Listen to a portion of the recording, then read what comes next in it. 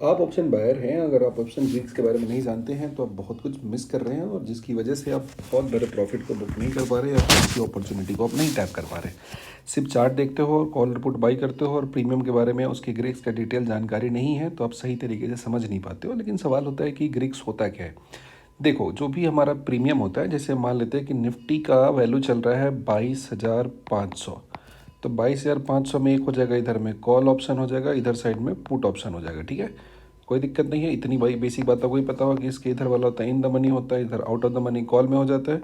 Put में जाओगे तो इधर आउट ऑफ द मनी हो जाता है, इधर इन द मनी हो जाता है। ये बात आपको पता है, अच्छे तरीके से आप जानते हो चीज़ों को।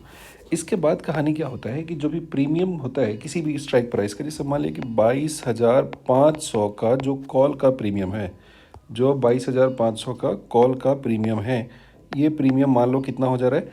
आज एक डेट कंसीडर करते हैं, लेट से मंडे है, ठीक है। तो मंडे को प्रीमियम मान लो कि 100 रुपये का। साथ ही साथ मंडे को है, और हम सब जानते हैं कि निफ्टी की अगर हम बात करें तो निफ्टी का जो एक्सपायरी होता है वो कब होता है, थर्सडे को होता है।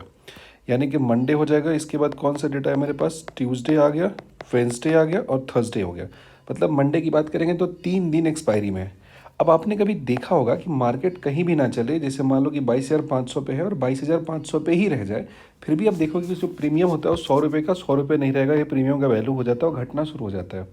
कभी कभी आप अगर अच्छे से ट्रेड करते हो तो ये भी ऑब्जर्व किया होगा आपने कि मार्केट आपका उसी जगह पे रुका हुआ है, लेकिन फिर भी प्रीमियम कॉल और पुट दोनों साइड का बढ़ जा रहा है। कभी आपने नोटिस किया कि आखिर ऐसा होता क्यों है? तो ये होता है ग्रीक्स की वजह से। जहाँ पे हम लोग ग्रीक्स देखते हैं, ग्रीक्स यहाँ 5 तरह का होता है, जिसमें मेरे लिए इंपॉर्टेंट ये 5 का 5 नहीं है, क्योंकि हम बायर हैं। मतलब मेरा जो कहानी है बहुत लिमिटेड है, लेकिन वो अच्छे से पता होना चाहिए।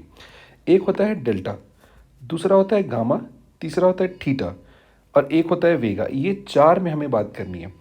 डेल्टा हमें ये बताता है कि जो निफ्टी अगर 22,500 है, यहाँ से बढ़ के 22,600 हो गया, 22,700 हो गया, तो जो भी स्ट्राइक प्राइस आपने खरीदा है उसका कितना कीमत बढ़ेगा। गामा बताता है कि जो कीमत बढ़ रहा है उसका बढ़ने का रेट क्या होता है। मतलब गामा दरअसल बताता है कि जो डेल्टा का वैल्यू होता है, ये डेल्टा का वैल्यू कैसे चेंज करता है, डेल्टा का वैल्यू पहले कितना होता है और वो किस तरह से वैल्यू चेंज करता है। नेक्स्ट होता है थीटा। आपने सुना होगा ना बार बार कि थीटा जो होता है ऑप्शन बायर के लिए दुश्मन का काम होता है। जितने टाइम तक आप मार्केट में रह जाओगे, आपका प्रीमियम ऐसे ही क्या होता जाएगा, घटते चला जाएगा। तो थीटा जो होता है वो टाइम जो होता है ना, टाइम वैल्यू होता है। किसी भी जो प्रीमियम की बात करते हैं उसके टाइम वैल्यू के बारे में बताता है। जितना ज़्यादा आपका टाइम होगा एक्सपायरी से, का जितना दूर एक्सपायरी होगा, इसके प्रीमियम का वैल्यू उतना ज़्यादा होगा। जैसे जैसे एक्सपायरी नज़दीक होते जाता है, प्रीमियम गलना शुरू हो जाता है, बिकॉज उसका टाइम वैल्यू कम होने जाता है, जिसको हम लोग थीटा डीके के नाम से जानते हैं। और एक होता है वेगा, जो कि वोलेटिलिटी के कॉन्टेक्स्ट में बात होती है। आज हम लोग बात करने वाले हैं डेल्टा के बारे में डिटेल में। लेकिन इससे पहले एक बात और जानकारी आपको देना चाहेंगे कि अगर आप ऑप्शन बायर है और आप नहीं चाहते कि बहुत ज़्यादा आपका दिमाग लग गया, आप आसानी से चाहते हैं ट्रेड करना बिना किसी दिक्कत का, तो आपको आपके लिए एक इंडिकेटर है मेरे पास जो आपको काफ़ी मदद करेगा इसमें ट्रेड लेने के लिए। क्योंकि बाई और सेल लेने में बहुत दिक्कत होती है। इसमें क्या होता है कि टाइम टू टाइम आपको आराम से बाई सिग्नल देगा। जैसे देखा आपने यहाँ पे बाई सिग्नल दिया है, कितना अच्छा ट्रेड दिया। यहाँ पे एक अच्छा कैंडल बना, रेट तो पुट दे दिया, एक कैंडल का जो प्रॉफिट हो गया स्कैल्पिंग कर सकते थे, फिर बाई सिग्नल दिया तो इतना बड़ा सा ट्रेड दिया। तो आप इसका यूज़ कर सकते हो। अगर ये चाहिए आपको तो डिस्क्रिप्शन में आपका टेलीग्राम का लिंक होगा, ज्वाइन कर लीजिएगा, वहाँ पे आगे का डिटेल आपको मिल जाएगा। चलिए बढ़ते हैं आगे की तरफ, टॉपिक पे आते हैं। तो यहाँ पे आ जाता है मेरा जो हमारा ग्रीक्स होता है। तो ये ग्रीक्स हमको इस 4 के बारे में जानना है। डेल्टा होता है डायरेक्शन के बारे में बताता है। डायरेक्शन का मतलब ये हुआ कि निफ्टी जो अभी चल रहा है 22,500 है, अगर इसका तो ये वैल्यू आगे की तरफ बढ़ेगा तब कितना प्राइस बढ़ेगा, और पीछे की तरफ मतलब वैल्यू घटना शुरू हो गया तो जो भी स्ट्राइक प्राइस है आपने कॉल लिया तो उसका कितना वैल्यू घटेगा। इसी का उल्टा अगर पुट है तो 22,500 से आगे की तरफ जब बढ़ेगा तो पुट कितना घटेगा, और 22,500 से नीचे की तरफ जब गिरता है तो कितना उसका वैल्यू है वो आपका चेंज होगा। नेक्स्ट होता है थीटा, जिसको कहते हैं टाइम टू डीके। कहते हैं कि जो वैल्यू दिया हुआ है वो वैल्यू एक्सपायरी तक, अब भाई मान लो मंडे है तो मंडे से एक्सपायरी अगर बैंक जो हमारा निफ्टी का दिया हुआ कितना होता है वो थर्सडे को होता है, तो 4 दिन में थीटा उसका वैल्यू कितना होता है और टाइम के साथ जो डिक्रीज करता है उसे थीटा कहते हैं। नेक्स्ट होता है गामा। गामा होता है डेल्टा का जो चेंज का रेट होता है, इसी को कहते हैं हम लोग गामा। और एक होता है वेगा।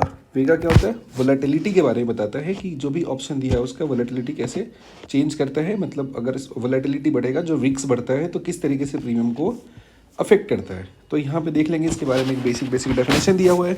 ग्रीक्स डेल्टा को ऐसा डेल्टा से डिनोट करते हैं। इसका मेजर क्या होता है, तो चेंज इन ऑप्शन प्राइस पर ₹1 change in the price of underline. मतलब निफ्टी का जो 22,500 है, अगर वो ₹1 बढ़ जाता है तो इसमें कितना चेंज होता है, जो प्रीमियम होता है उसको डेल्टा कहते हैं। अब ऑप्शन के रिलेशनशिप की बात करेंगे तो डेल्टा जो होता है ना, कॉल ऑप्शन के लिए पॉजिटिव होता है और पुट ऑप्शन के लिए डेल्टा नेगेटिव होता है। ठीक है, और डेल्टा का वैल्यू जनरली 0 से लेकर 1 के बीच में होता है, और जो एटीएम होता है उसका डेल्टा 0.5 होता है, और लगभग 0.5 से लेकर 1 तक होगा इन द मनी का, और ओटीएम का 0.5 से लेकर 0 तक हो जाता है। पुट साइड बात करोगे तो इसी का नेगेटिव हो जाता है, प्रीमियम कैलकुलेट करके ही बताएंगे। गामा होता है चेंज इन ऑप्शन डेल्टा पर ₹1 change in the price of underlying. मतलब जो गामा की बात करेंगे, गामा ब्लास्ट का भी नाम आपने सुना होगा, तो किस तरीके से डेल्टा चेंज करता है उसे बताता है, दरअसल में से rate of change of delta कहते हैं। कॉल के लिए पॉजिटिव होता है, पुट के लिए नेगेटिव होता है।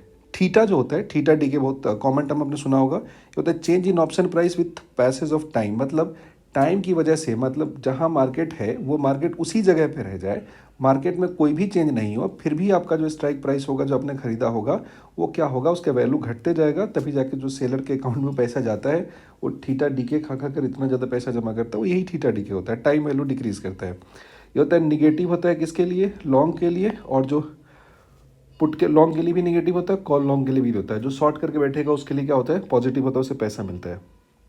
नेक्स्ट होता है वेगा, रो के में बात नहीं करनी, रेट ऑफ इंटरेस्ट का वेगा है चेंज इन ऑप्शन प्राइस पर 1% change in the volatility.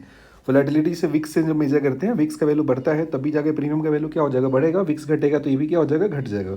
Positive for long calls and long puts, मतलब जो भी अब बायर हैं, बायर के लिए वोलेटिलिटी बहुत अच्छा माना जाता है, सेलर के लिए दिक्कत है, सेलर के लिए वोलेटिलिटी बढ़ जाएगा तो छोटा सा प्रीमियम आसमान में चला जाएगा, तो उसके लिए बहुत ज़्यादा तकलीफ हो जाएगी। लेकिन बायर के तौर पे आपका प्रीमियम तभी स्पाइक पकड़ेगा जब वोलेटिलिटी रहेगा, मार्केट अगर उसी जगह पे स्टैग्नेंट रह जाए, साइडवेज रह जाए, तो हमारे लिए वो दिक्कत हो जाती है। तो इसे कहते हैं हम लोग क्या, ऑप्शन ग्रीक्स कहते हैं।